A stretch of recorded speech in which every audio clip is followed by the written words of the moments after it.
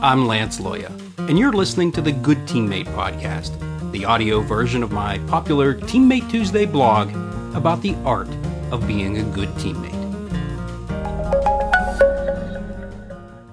Season 5, Episode 7, Conceal, Feel, and Let Them Heal. After much deliberation, my middle school-aged daughter decided to part ways with her Barbie dolls this week. She has amassed quite a collection over the years, but she doesn't play with them the way she used to. Alas, it was, in her words, time to let them go. As she sorted through her Barbie doll collection, she began setting a few dolls aside that she wanted to hold on to for various reasons. This was the first Barbie she ever got. This one is a limited edition. I'm going to save this one to give to my own daughter someday. What began in her bedroom as a simple sorting process soon spread to a major operation in our living room. Dozens of Barbies, piles of clothes, and nearly every color and style of plastic shoe imaginable sprawled across the floor. My daughter combed through the mess, painstakingly trying to match every individual doll with its original outfit. Her mother and I questioned her need to be so meticulous.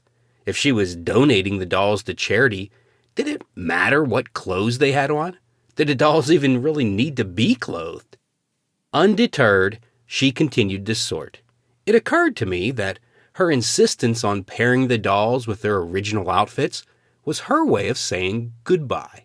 She was, in her own way, grieving. Grieving can be triggered by any number of events. It's a natural emotional response to loss. In this case, my daughter was grieving the impending loss of her Barbie dolls, which represented the loss of a part of her childhood, her comfort zone, and her identity. When you're part of a team, you may at some point find yourself in a position where you need to help a grieving teammate. Your teammate may be grieving over the death of a loved one, or they may be grieving over something that seems less significant to you, like a relationship breakup, a change in title or responsibilities, the realization of it being their final season, or a looming retirement.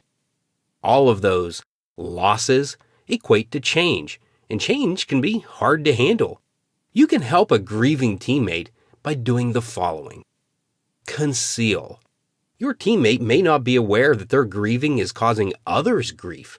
For instance, my daughter was oblivious to the anxiety and inconvenience her sprawling Barbie doll mess was causing her parents. Your teammate's grief may be creating similar situations for you and the other members of your team. If this is so, do your best to not let them become aware of the grief their grieving is causing others. They're experiencing enough stress as is. They don't need you to compound it. Accept that carrying an unbalanced load while they are grieving is a good teammate move and what is best for the team at that moment. Feel. Practice intentional empathy. Imagine what it must feel like to be in your teammate's shoes. Their loss could be causing them to feel vulnerable and helpless, which could lead to their withdrawal. A bit of understanding on your part can help both of you cope with their grief. On a side note, unless you have specifically gone through the identical experience, resist the urge to verbally commiserate with their grief. Though perhaps well-intentioned, equating your experience to theirs may come across as insensitive and exacerbate their situation. Commit instead to maybe just being a good listener. Let them heal. While they will likely progress through the 5 stages of grief, denial, anger, bargaining, depression, and acceptance, there is no timetable for how long the process will take, nor an order to the way they will experience these stages, if they do at all. Grieving is unique to each griever.